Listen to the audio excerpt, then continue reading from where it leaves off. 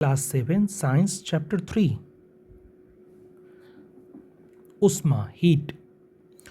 उष्मा heat first topic है गर्म और ठंडा, हॉट एंड कोल्ड। हम अपने दैनिक जीवन में वस्तुओं के गर्म और ठंडा होने का अनुभव स्पर्श द्वारा करते हैं। कोई चीज़ गर्म है कि ठंडा, ये जब तक हम उसे छुएंगे नहीं, स्पर्श नहीं करेंगे तो कैसे पता चलेगा। किसी वस्तु की उष्णता यानी गर्माहट या शीतलता की विश्वसनीय माप, अगर उसको बहुत अच्छे से जानना है तो तापमान, विश्वसनीय माप ही तापमान कहलाता है। यानी तापमान के मदद से आप बता सकते हैं कि कोई चीज़ उष्ण है या शीतल है, ठंडा है या गर्म है। उष्मा एक प्रकार की ऊर्जा है जो हमेशा गर्म वस्तु से ठंडी वस्तु की ओर प्रवाहित होती है। ये बहुत इंपॉर्टेंट है, याद रखना है कि उष्मा हमेशा गर्म वस्तु से ठंडी वस्तु की ओर प्रवाहित होती है। अब सेकेंड टॉपिक है तापमान मापन, मेजरिंग टेम्परेचर। मेजरिंग टेम्परेचर, तापमान मापने के लिए तापमापी यानी थर्मामीटर का उपयोग करते हैं। सबके घरों में होगा, ये सबको पता है। जब हम लोग को बुखार होता है तो हम लोग थर्मामीटर से तापमान मेज़र करते हैं। मानव शरीर का तापमान मापने के लिए क्लिनिकल तापमापी, क्लिनिकल थर्मामीटर का उपयोग किया जाता है। जो हम लोगों के घरों में होता है ना, वो क्लिनिकल तापमापी थर्मामीटर होता है। क्लिनिकल तापमापी का परिसर यानी रेंज वो कहाँ से कहाँ तक मेज़र कर सकता है, तो 35 डिग्री सेल्सियस से 42 डिग्री सेल्सियस तक ये मेज़र कर सकता है। या फ़ारेनहाइट में बोले तो 94 से लेके 108 डिग्री फ़ारेनहाइट तक वो मेज़र कर पाता है। मानव शरीर का तापमान जो होता है वो सामान्य रूप से 37 डिग्री सेल्सियस या 98.6 डिग्री फ़ारेनहाइट होता है।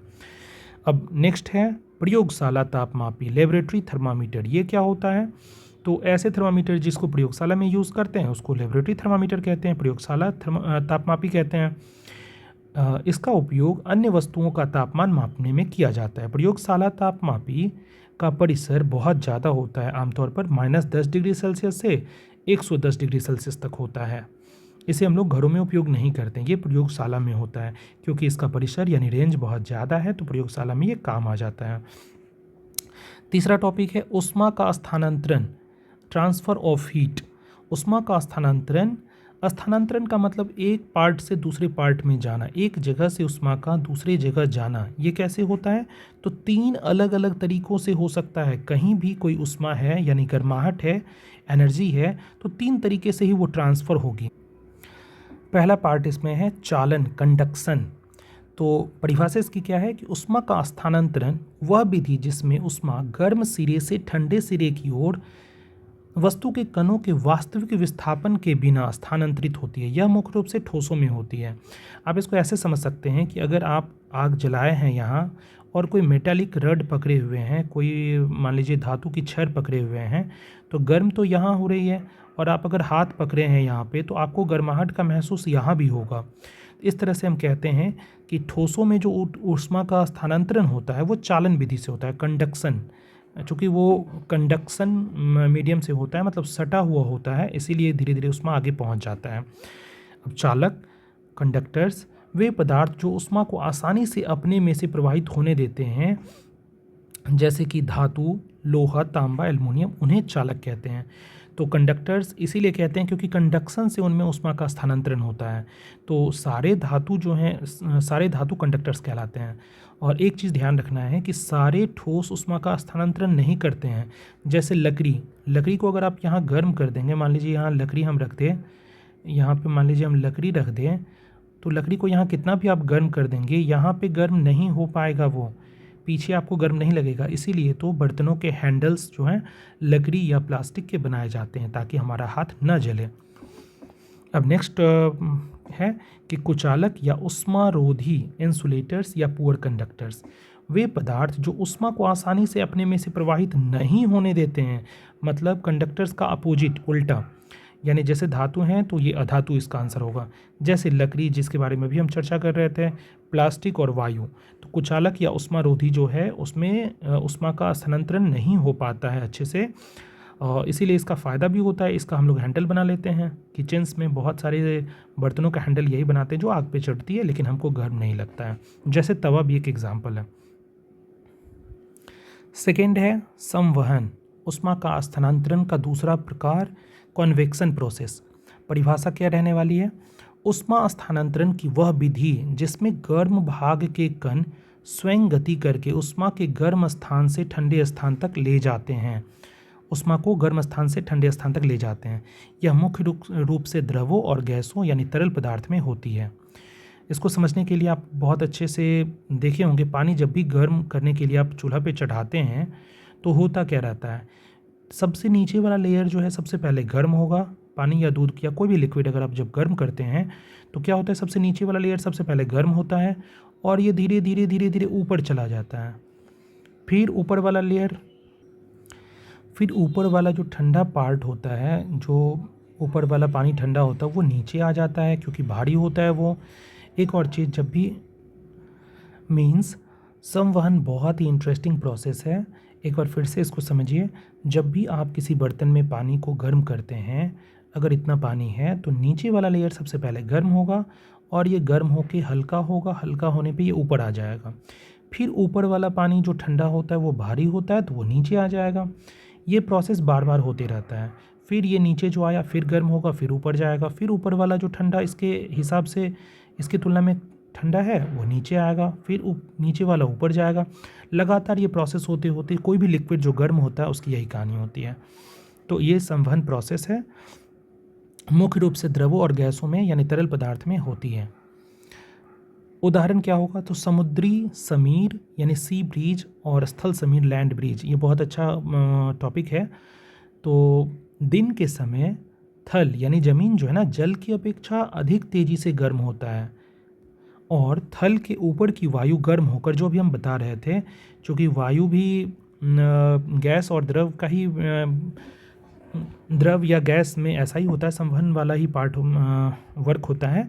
तो वायु जब भी गर्म होगी, नीचे के सरफेस वाला वायु गर्म होगा तो वो ऊपर उठेगा और ऊपर उठेगा तो समुद्र से ठंडी वायु थल की ओर बहती है। इस तरह से समुद्री समीर दिन के समय चलते हैं और स्थल समीर यानी लैंड ब्रीज वो रात के समय चलते हैं। ये ध्यान रखना है, समुद्री समीर हमेशा दिन के समय और स्थल समीर हमेशा रात के समय। इसमें क्या होगा, तो जल जो है समुद्र थल की अपेक्षा धीमी गति से ठंडा होता है। जो पानी है, समुद्र का जो जल है, वो भूमि के जैसा जल्दी जल्दी गर्म या ठंडा नहीं होता, ये धीरे धीरे गर्म या ठंडा होता है।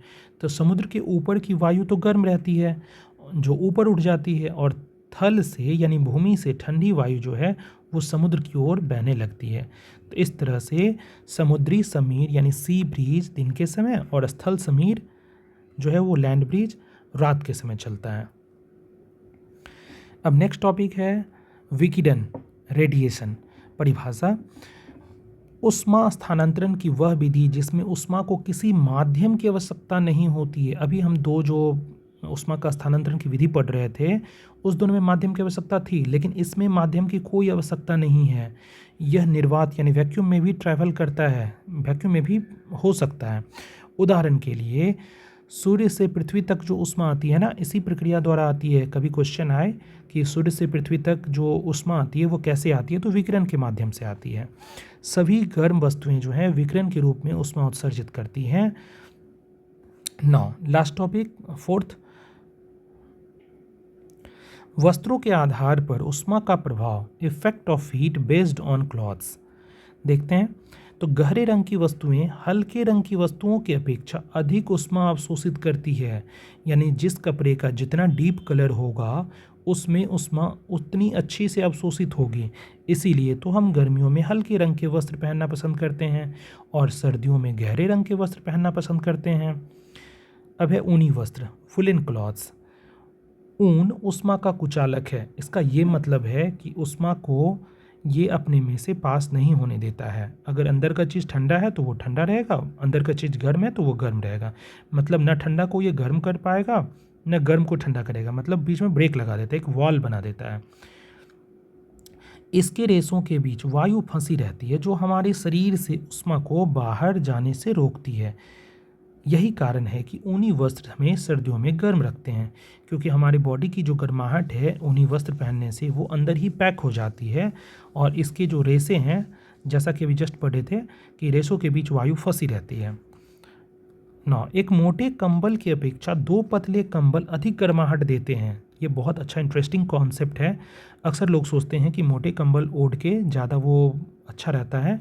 नहीं, वो 2 पतले कंबल अगर ओढ़ेंगे तो अधिक गर्माहट वो देता है, क्योंकि 2 कंबलों के बीच जो फँसी वायु है ना, ऊष्मा के प्रवाह को अधिक रोकती है।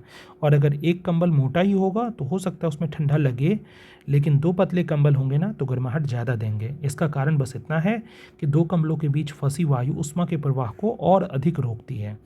ये सारा टॉपिक था इस चैप्टर का। Lot of thanks to all of you.